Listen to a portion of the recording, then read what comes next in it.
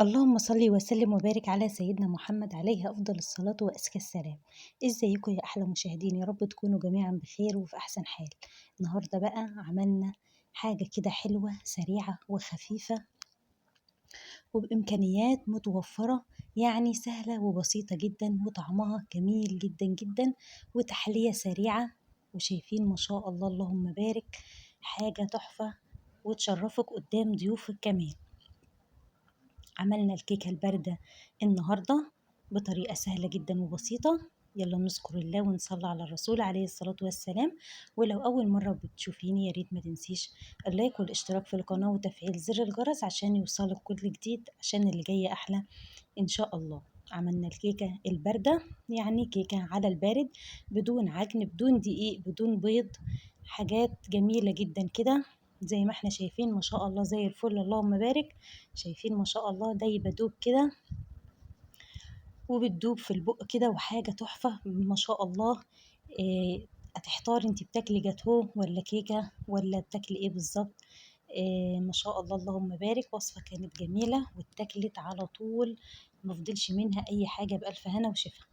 عملنا الكيكة الباردة دي ازاي النهاردة؟ عملناها بطريقة سهلة. يلا نشوف المقادير وطريقة التحضير. الأول معايا المفرمة اللي أنا هفرم فيها بسكوت، متوفر عندك أي نوع بسكوت هينفع في وصفتنا النهاردة. هنفرمه جامد كده بالمفرمة زي ما احنا شايفين، هنخليه ناعم كده. هنا هحضر الكريمة، كريم شانتيه.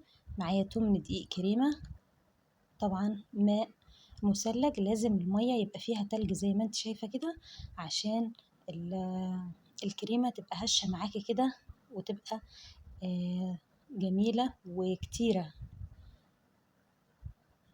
ما شاء الله. نضرب كده بالمضرب، ما عندكيش المضرب ده هينفع تستخدمي المضرب الكهرباء، بس هتضربي كتير حوالي ربع ساعة كده. لكن بمضرب الكهرباء من 5 ل7 دقايق بتضربيها. كل ما يكون السمك معاكي تقيل بتزودي مية متلجة. طبعا المية هنا أفضل من اللبن، المية بتديكي قوام كده هش وخفيف. هنا البسكوت بعد ما فرمت الكمية كلها في المطحنة هنزل عليها بشربات مية وسكر وليمون، شربات عادي جدا زي اللي بنسقي بيه البسبوسة أو الكنافة. وهنبدأ نقلب الخليط كده مع بعضه، وهننزل في الصينية بتاعتنا اللي هنعمل فيها الكيكة الباردة. أول حاجة هننزل بيها طبقة من البسكوت زي ما احنا شايفين، يدوبك كده سويتها كده ونعمتها بالشكل ده، وما تدكيش عليها جامد وانتي بتضغطيها، ما تدكيش عليها جامد. هنا معايا شوكولاتة المطبخ هنسيحها باللبن، قلب شوكولاتة عادي جدا. هننزل عليه بكوباية من اللبن، الكيس ده بالظبط. هرفعه على النار على درجة حرارة متوسطة، وهنبدأ نقلب كده لحد ما الشوكولاتة تسيح زي ما احنا شايفين وتبقبق كده. خلاص كده هطفي عليها، بس هحط لها معلقتين 2 من الزبدة. هنا عادي جدا ممكن تحطي زبدة سايحة أو زبدة مجمدة، أو ممكن تستغني عن الزبدة خالص، مفيش أي مشكلة. وهنقلبها كده وخلاص. أنا طفيت عليها النار وهسيبها تهدى شوية. هنا هحضر المهلبية، لبن، سكر، نشا، فقط لا غير. يدوبك يربط معاكي على النار، بتروحي منزلاه يبرد كده شوية، أو ان انتي بتحطيه سخن على طول على البسكوت، مفيش أي مشكلة. كوبايتين من اللبن حطيت عليهم نص كوباية من السكر مع نص كوباية من النشا زي ما احنا شايفين اهي. انا فردتها على البسكوت على طول وهي سخنة، مفيش اي مشكلة. كده كده انا هسيبها تبرد عشان اعمل الطبقة التالتة. الطبقة التالتة هتبقى عبارة عن ايه؟ تبقى عبارة عن بسكوت. دي كده الكمية التانية من البسكوت اللي احنا حاطين عليها الشربات، سكر ومية وليمون وكيس من الفانيليا. احط الطبقة التانية من البسكوت كده على المهلبية، وهنا هنزل بالكريم شانتيه اللي عملناه مع بعض. هننزل بالكمية كلها وهنبدأ نفردها كده ونسويها بحيث يبقى شكلها حلو كده ما شاء الله اللهم بارك. زي ما احنا شايفين هنساوي بقى كده حيطان الصينية ونمسحها.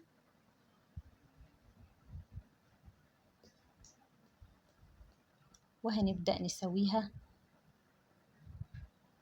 طبعا احنا سيبنا صوص الشوكولاتة يبرد شوية عشان ما ينفعش هننزل بيه وهو سخن على الكريمة، هتعمل معاكي حفر كده وانتي بتصبيها، ما ينفعش تصبيها في مكان واحد، هتصبي كده في كل مكان زي ما انت شايفة، وهو الصوص ما بين السخن والبارد يعني متوسط الحرارة.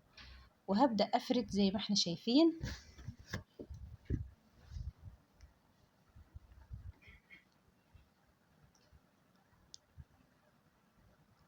ما شاء الله شكلها تحفة. ودلوقتي أنا هحطها على رف التلاجة.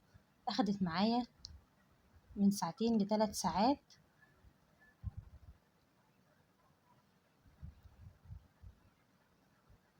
شايفين ما شاء الله الطبقات، بسكوت مهلبية، بسكوت كريمة شوكولاتة.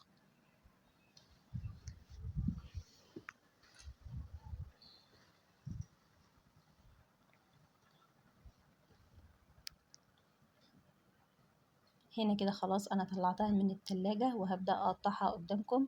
في ايه، هنفصل كده ما بين الجوانب كده حيطان الصينية وهنبدأ نقطعها. شايفين ما شاء الله السكينة بتمشي فيها بسم الله ما شاء الله، ولا اجمل ولا اروع من كده.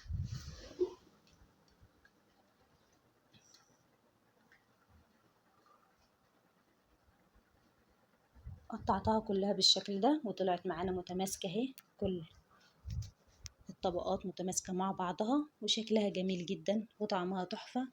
أنصحك تجربي الوصفة، هتعجبك جدا وتقولي لي رأيك في التعليقات. بيسعدني طبعا إن أنا أشوف تعليقاتكم الجميلة وتقولي لي من أي بلد انتي بتشاهديني. وشيروا الفيديو لأصحابكم وأصدقائكم عشان القناة تكبر إن شاء الله. وما ننساش نصلي على الرسول عليه أفضل الصلاة وأزكى السلام.